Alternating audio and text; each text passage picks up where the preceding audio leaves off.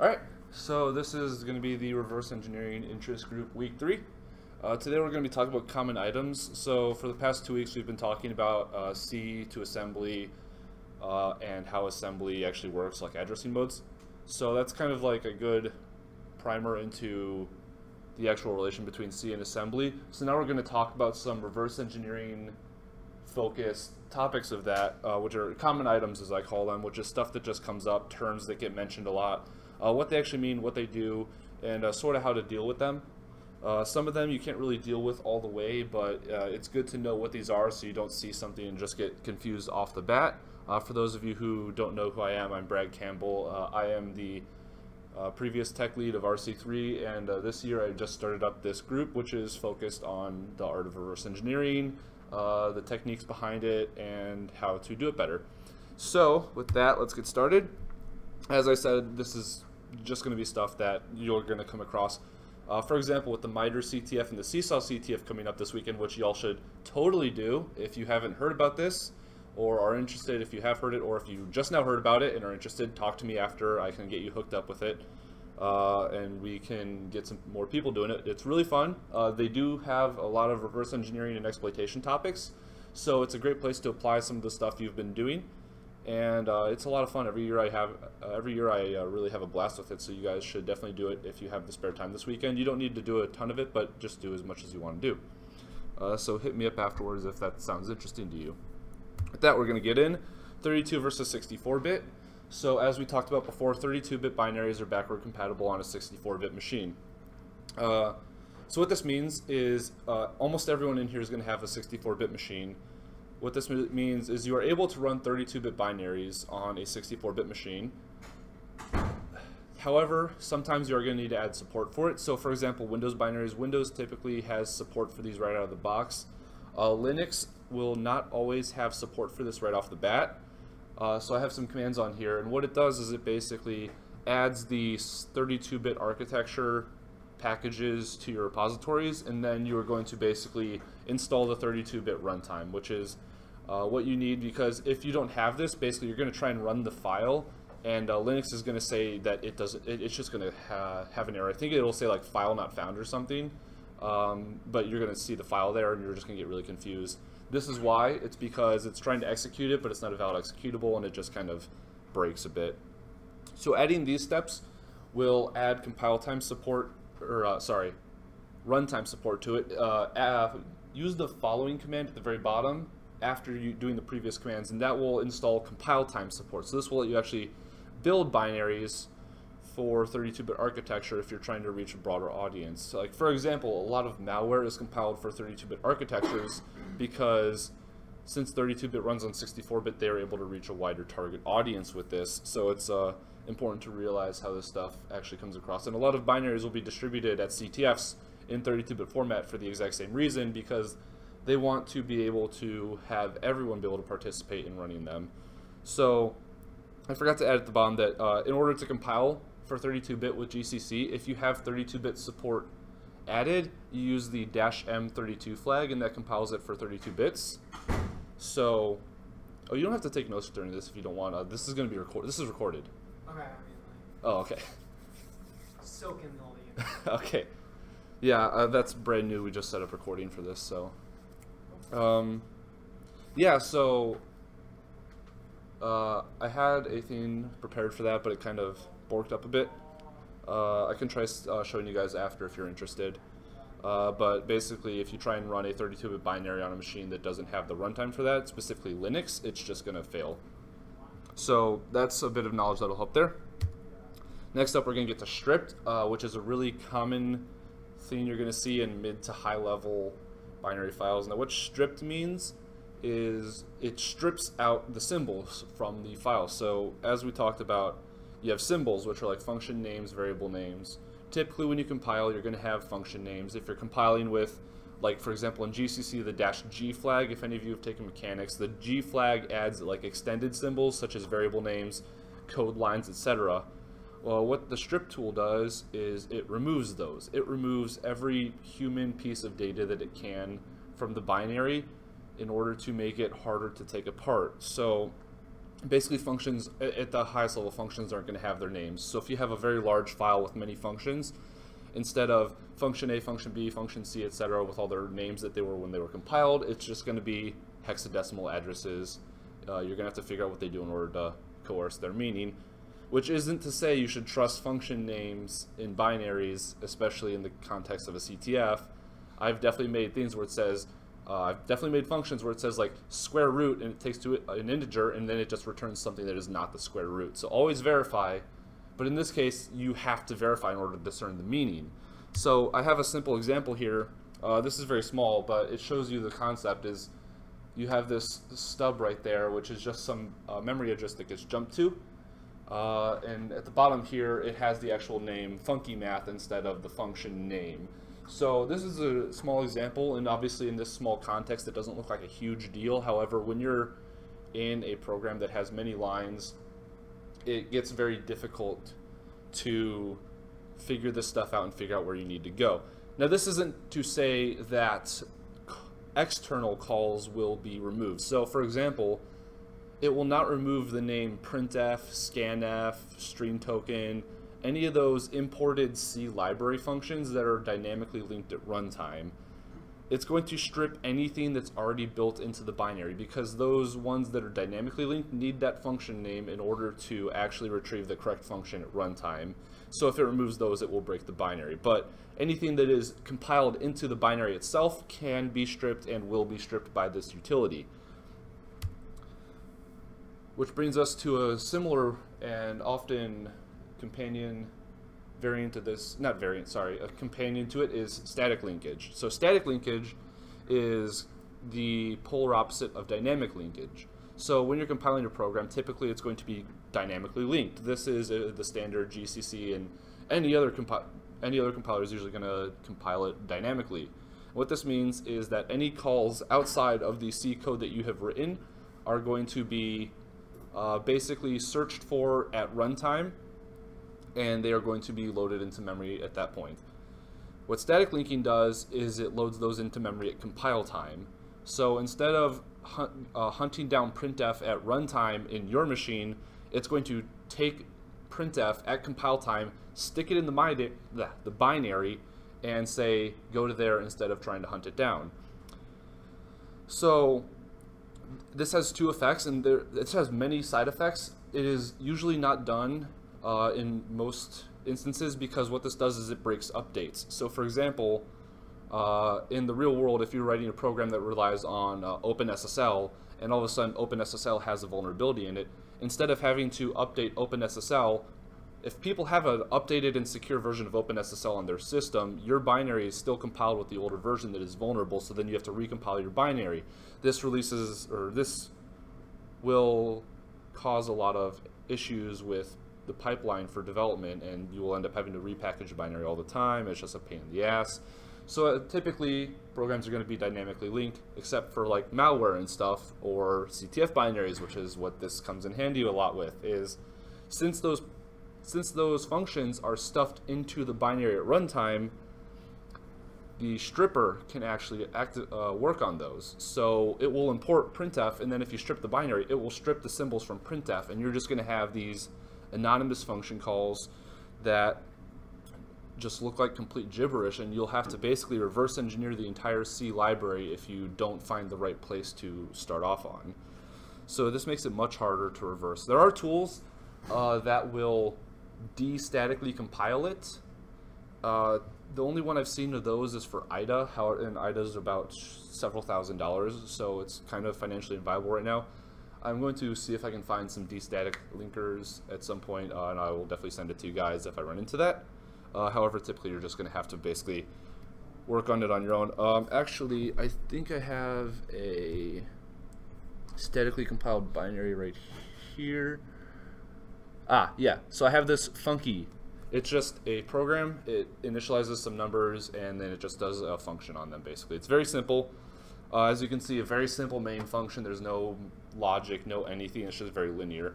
However, take a look at this right-hand bar right here. You'll see these are all the symbols that it calls. So it has those dynamic symbols at the top, and then it has all these built-in binary symbols. Now, if I go to the statically compiled version of this, you will notice that there are a lot more, because what it's doing is it basically has to package in the entire C runtime. And so you'll see that it's basically the same function, however, except for this printf call right here, which back here it had this nice printf call and all that, whereas over here it's calling ioprintf with this data string. You have to hop here. So yeah, and then when I said this can be applied to stripped binaries, we have a statically compiled stripped version right here, which is just screwed up and is very hard to analyze because basically it just rips every single possible symbol it can out of the C runtime. Let's get here. There's this. Yeah, I don't even think it knows where the main function is, to be honest. So yeah, it can definitely interfere. It's very hard to get around. You just kind of have to put in a lot of time to get through those. So that'll take us to packing, which is yet another way to hide the intent of the binary. So I'd like to make the note that none of these really protect against runtime analysis. They don't really hide it at runtime. What they're doing is they're making it harder to statically analyze the binary at rest. What packing does to do this is it basically takes the executable and it compresses it, encrypts it. It does something that makes the executable no longer the same executable. And then what it does is it replaces main, or it replaces the regular main with a function that will decompress, decrypt, whatever it did to packet. It will undo that and then run it in memory. So pretty much it's a program that runs your program in memory. So this makes it very hard to discern what it does at runtime because basically you have no access to the disassembly, to the bytes, to the strings. A common way to detect this very quickly is if you run strings on a binary. Typically a packed binary will have very, very, very little strings because it doesn't have any of the typical artifacts associated with binaries. So I have an example of that with the same funky program. So we have, where is it? Oh no, I have a stupid little crack me program. So you'll see it's pretty simple. You have this main, it does a branch like, oh hey, you got it, or oh hey, you didn't get it. That's really easy. You have all the assembly available to you there. The issue is when I pack it, you get something that's entirely different. You have none of the functions on the right or left. See, you have like all these functions. I statically compiled it so it has a ton of functions. You see them all there. However, nothing. It has almost nothing. It only has the decryption routine. And so what this does is it basically calls the decryption routine on the bytes of the binary and loads it into memory and then executes it. In order to typically get around this, you have to find the unpacker or you have to write one. So you can write one in numerous ways. Sometimes you can figure out when the program's actually loaded into memory. You can find the bytes, dump those to disk. Or in this case, for example, UPX is a very common packer. You can just unpack it by running UPX and then the decrypt routine on it. So that's easy enough to do.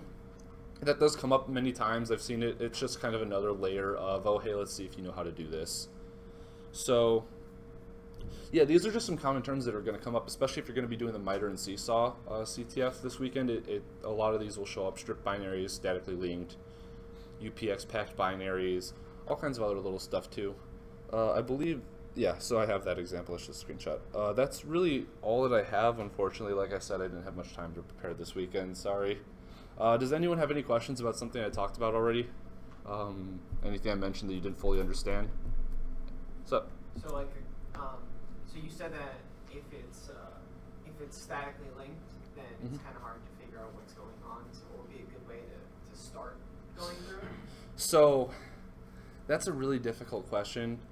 Because like I said, statically linking basically introduces the entire C runtime into the binary. So the problem comes in there is you either have to de-statically link it, which I haven't found a free tool yet that does it. I'm going to do a bit more research today. Or you just have to kind of wing it, basically.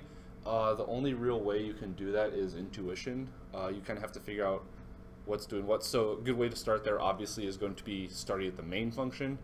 But past that, you're not going to have any context on what any of the functions being called are. Like, you're going to see stuff being passed to some random function, and then you'll go through it and you'll be like, oh, I'm reversing printf, okay. But by that point, you've already wasted 30 minutes or something. So you kind of have to have... practice it's just, yeah, it's intuition really. You just kind of have to figure out where the actual important parts of the code are and what functions matter. Typically, when I end up running into a statically linked program or something like that, I just end up runtime, just breaking it at runtime. Honestly, like at that point, it's very difficult to break just by looking at it. So I just end up running it in a debugger and seeing what certain things are doing here and there. So in those cases, I'd use a very heavy combination of static and dynamic analysis. Seeing I didn't bring this up, but I haven't talked about dynamic analysis yet, but since we have some time, I can talk about that, I guess. strace, ltrace, and dtrace are very powerful utilities. What these do is they hook various aspects of the kernel, and what they'll do is they'll report on them. For example, ltrace will tell you what C libraries are getting called. Now, this won't really be helpful in a statically linked program. However, what you can do is strace, which is going to basically trace kernel calls. Now, this is going to have to call the kernel at some point, so you're going to at least be able to see like mem copies and any sort of, if it calls kernel functions, which every program has to do, you'll be able to see that, and that will definitely give you a better idea of what it's doing than just staring at hexadecimal addresses. Yeah, so it's just a lot of intuition. You just kind of have to figure out what to do when, where, how, etc. Anyone else have something that they want to ask? What kind of stuff do you, have you done any hacking or crypting to bypass AB stuff?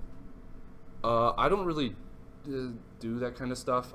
This is just kind of like a side thing that I do in my free time. So I don't do this professionally.